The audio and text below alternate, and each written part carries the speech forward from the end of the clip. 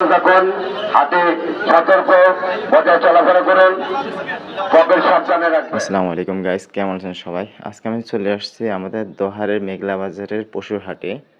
আসন্ন কোরবানি ঈদকে সামনে রেখে এখানে অনেক সুন্দর সুন্দর গরু রয়েছে। এখানে আপনি বড়, ছোট, মাঝারি সব ধরনের গরু পেয়ে যাবেন। এখানে ইতিমধ্যে গরু দিয়ে পুরা হাট কানে কানে পরিপূর্ণ হওয়ার মতো অবস্থা, মানে অল্প কিছু জায়গা বাকি আছে। এখানে ব্যাপারীরা এবং ব্যবসায়ীরা তাদের গরু নিয়ে অলরেডি ভিড় জমিয়ে ফেলছে।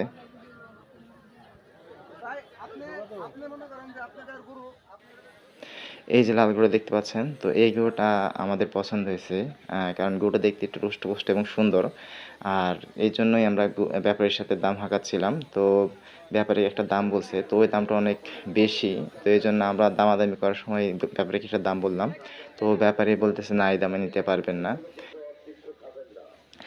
গরুর ব্যাপারীর সাথে যখন দামের বনিবনা হচ্ছিল না, তখন গাইজ আমরা সামনে আগায় চলে আসলাম এবং সামনে আরও নতুন গরু খুঁজতেছি, কারণ একটা গরু নিয়ে পড়ে থাকলে হবে না। এরকম হাটে আরও সুন্দর সুন্দর বহুত গরু আছে, এর থেকে ভালো গরু আছে, শুধু আপনাকে দামাদামি করে নিতে হবে। তো আমরা এরকম দামাদামি করে সুন্দর গরু খোঁজার জন্য সামনে আগায় চলে আসলাম। তো এখানে দেখলাম আরও অনেকগুলা গরু আছে, যেগুলো আমার দামাদামি করতেছে। তো হাঁটতে হাঁটতে এই লাল ২ টা গরু আমার চোখে পড়ে। তো গরুর ব্যাপারীর সাথে এই লাল গরুর ব্যাপারে আমি জিজ্ঞেস করলাম যে, "ভাই, গরু ২ টার কোনটার দাম কেমন?" তো তিনি একটা দাম বললেন। তো আমি দাম শুনে আমার মনে হলো দাম সে আকাশ ছোঁয়া দাম চাইছে এবং দাম খুব হাতে রেখে বলছে। তাই আমি বললাম যে, "ভাই, আমি একটা দাম বললাম, এই দামটা চলে কিনা?"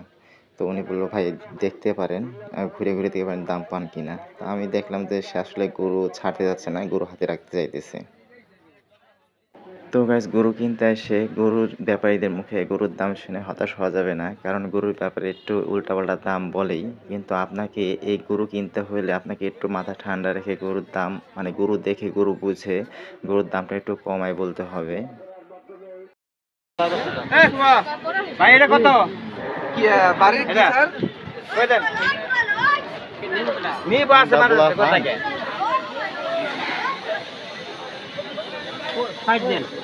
160